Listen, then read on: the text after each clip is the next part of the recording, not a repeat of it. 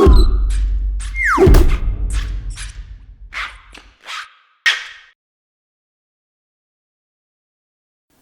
everybody, Peter here with GoodyReader.com. We're going to put the Amazon Kindle Paperwhite 2 up against the Kindle Fire HDX. We're just going to do reading. Obviously, this is an e-reader, this is a tablet.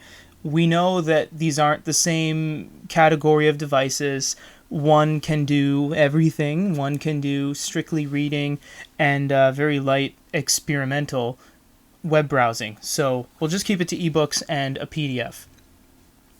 So both of these, obviously, they are Amazon devices. So as you can actually touch similar parts of the device and similar things will happen, like the bookmark we just did. If we tap the top, you can see we have ways to change the text. This one has kind of the little preview of how big the letter is, whereas this is just ups and downs. We also have modes on the Kindle Fire HDX, sepia, white, and black, margins, line spacing, and font types. We also have font types over here, line spacing, and margins. Everything changes live on both devices. I just tapped out of it by accident. So everything changes live, everything updates very quickly. Really good feature. We also have XRay. So what XRay is we'll go to people, same thing. XRay is a feature that allows you to search people, terms, things, etc. through pages, chapters, or the entire book and find out what the character's all about, where they're mentioned, and so forth. So you can see here, this Mark Preston person is not even mentioned until the very end of the book, whereas Kristen Douglas is mentioned countless amount of times. And if you click on someone like, say, Grant, we can find where they're mentioned all the times on the bar where they're mentioned and pop right over to that page. And you see we're still on the same page here. We also have long press. So you can long press on a word. This brings up a quick dictionary. You also have different colors of highlights on the Kindle Fire, of course, whereas on the Paperwhite 2, you only have the one color because it's black and white. If we long press again, we can make notes. So we'll compare the keyboards at this point. For an e-reader, this is actually a really responsive keyboard. It kind of it kind of lags a little bit when you're typing. Obviously, if you've never used an e-ink screen, this because it does not run on LCD or LED technology. It's think of it kind of like the equivalent of a calculator screen with higher resolution. I like the shading they do at the bottom, makes it look kind of 3D. You have your secondary and tertiary areas for other characters. Same with the Kindle Fire on the right. I will write good as well. Save. You can also box large amounts of text by dragging. And what I love about this is that it allows you to not only search Wikipedia, search the web and all that, we have a translate option. And we can actually translate it into any language we want on the list here. And there's quite a number of languages. And you can see on the right, we've translated that entire paragraph into Korean and on the left, Japanese. And we chose these two because they're not running on Latin characters, they're Asian characters. And even complex Chinese, Japanese kanji is translatable within seconds. And you can virtually go through the whole book and translate it into any language you want. And on the Kindle Fire, 당신은 괜찮나요?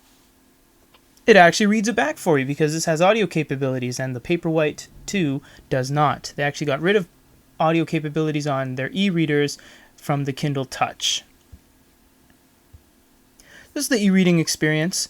The Kindle Fire obviously is going to change pages very, very quickly because it is an LCD full multimedia tablet. The Paperwhite for an e-reader does it remarkably well. Very quick. You can even tap. Very quick, very seamless. I mean, everything's very quick on the Paperwhite 2. For an e-reader, it's not too bad. Let's go and look at a PDF now. So we will go home. And on the Paperwhite, it's on our main screen here.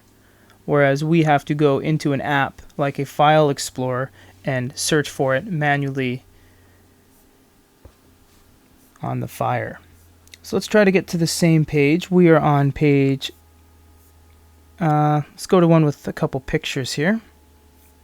So on the Paperwhite, you have to swipe page by page to get to a page that you want, whereas on the Kindle Fire, you have this thumbnail table of contents. So you can jump right to it if you want.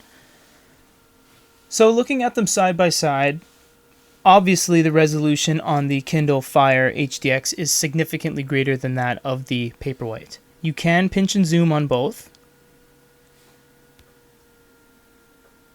You can see here. You can navigate around. Same with, oh, see, this is what I hoped wouldn't happen, but I kind of hoped did at the same time. The Kindle Paperwhite actually has a problem with RAM.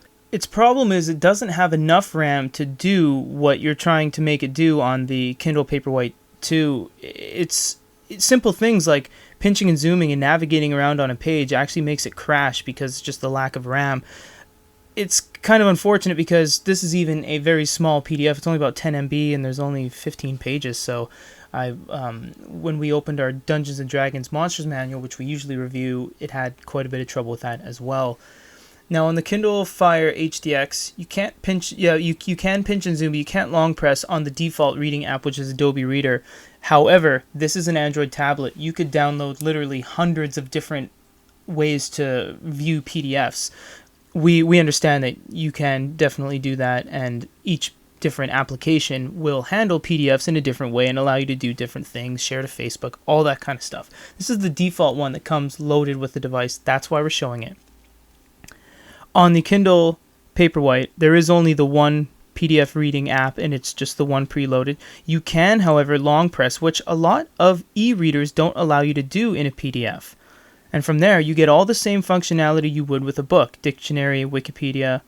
You can make notes, highlights. You can even translate the entire PDF to any language you want.